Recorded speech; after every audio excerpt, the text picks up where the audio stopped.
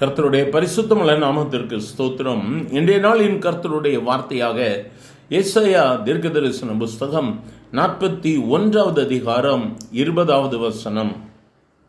கர்த்தருடைய கரம் அதை செய்தது என்றும் இஸ்ரவேலின் பரிசுத்தர் அதை படைத்தார் என்றும் யாவரும் கண்டு உணர்ந்து சிந்தித்து அறிவார்கள்.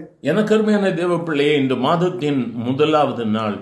இந்த மாதம் முழுவதிலும் தேவனாகிய கர்த்தர் கேட்கிற உங்கள் ஒவ்வொருவரையும், உங்கள் குடும்பங்களையும், உங்களுக்கு உண்டான அனைத்தையும் ஆசீர்வதித்து உங்களை வர்த்திக்க பண்ணுவாராக.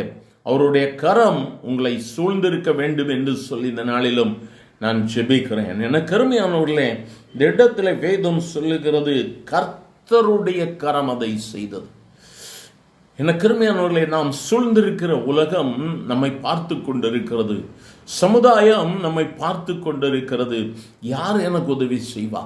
ஒருவேளை அங்கலாய்ப்போடு கூட உன்னுடைய வாழ்வை நீ நடத்தி கொண்டு இருக்கலாம்.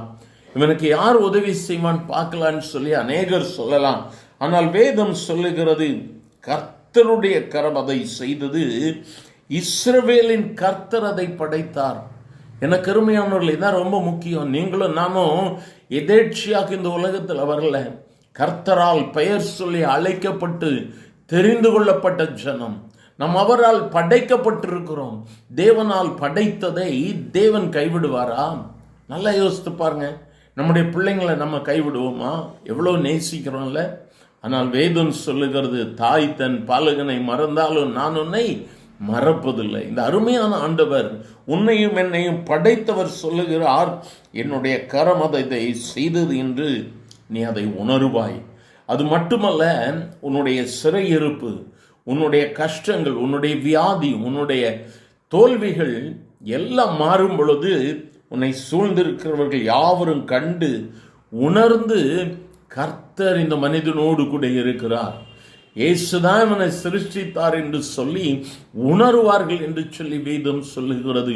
இந்த மாதம் முழுவதிலும் கர்த்தருடைய கரம் உன்னோடு கூட இருப்பதை நீ காண்பாய். நீ கர்த்தரால் படைக்கப்பட்டிருக்கிறாய் என்பதை மட்டும் அனுதினமும் ஆண்டவருடைய சமூகத்தில் ஒப்பரவா.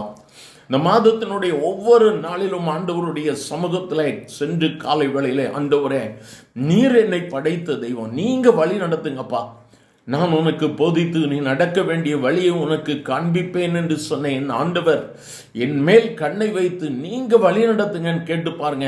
இந்த மாதம் முழுவதிலும் இஸ்ரவேலின் தேவனாகிய கர்த்தர் தம்முடைய கரத்தின் மகிமையை கேட்கிற ஒவ்வொருவர் மேலும் தம்முடைய ஜனத்தின் மேல் வைப்பார்.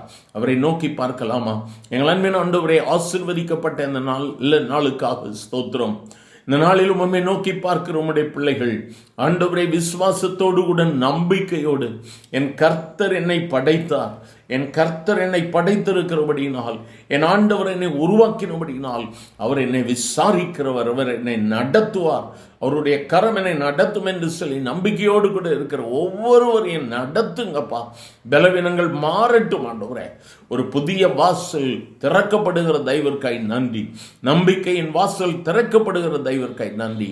ஆசீர்வதியும். இயேசுவின் நாமத்தில் பிதாவே, ஆமென், ஆமென்.